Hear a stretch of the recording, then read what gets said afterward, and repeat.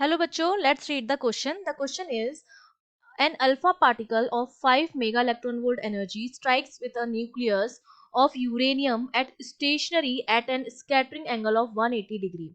The nearest distance up to which alpha particle reaches the nucleus will be of the order of. तो जो nearest distance होगी alpha particle की nucleus के पास पहुंचने की, वो किस order की होगी वो हमें बताना है.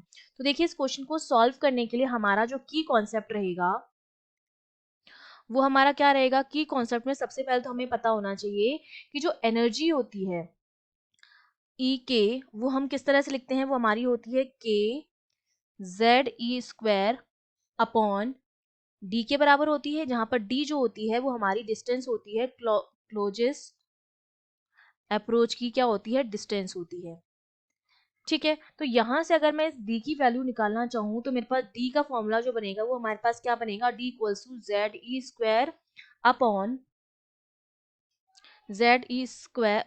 इसका हमारे पास जो फॉर्मूला बन जाएगा वो हमारे पास कितना बन जाएगा, D square equals to Z E square K upon E K. यहाँ पर हमारे पास ई के आ जाएगा और यहाँ पर अगर मैं के की वैल्यू रख दूंगी तो के की जो वैल्यू आ जाएगी वो उसकी जगह मैं 1/4 पाई एप्सिलॉन लिख सकती हूँ. तो 1/4 pi epsilon naught Z E square upon E K. हमें एनर्जी गिवन है, जेड आपका एटॉमिक नंबर है. ठीक है, जिस जो हमें यूरेनियम के लिए चाहिए, यूरेनियम के लिए जो एटॉमिक नंबर होता है जेड वो होता है हमारा 92. ई जो है वो चार्ज ऑफ इलेक्ट्रॉन है, वो हमें पता है कितना होता है 1.6 इंटू 10⁻⁻19.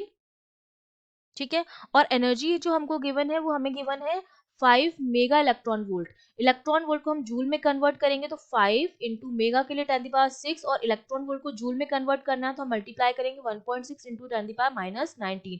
तो ये हमारी कन्वर्ट हो जाएगी जूल में. तो अब हम क्या कर देंगे, सारी वैल्यूज को पुट कर देंगे. तो डी जो मेरा आएगा वो कितना आ जाएगा, 1/4 पाई एप्सिलॉन नॉट, जो कि के है उसकी वैल्यू होती है 9 इंटू 10⁻9 इंटू जेड की वैल्यू कितनी हो जाएगी हमारे पास, जेड हो जाएगा हमारे पास 92 इंटू ई स्क्वायर है तो ये हो जाएगा इंटू 1.6 इंटू 10⁻⁻19 का स्क्वायर डिवाइड बाय, नीचे आपका क्या आया था, एनर्जी ईके था, ईके की वैल्यू थी हमारे पास, वो हो जाएगी 5 इंटू 10⁻6 इंटू 1.6 इंटू 10⁻⁻19.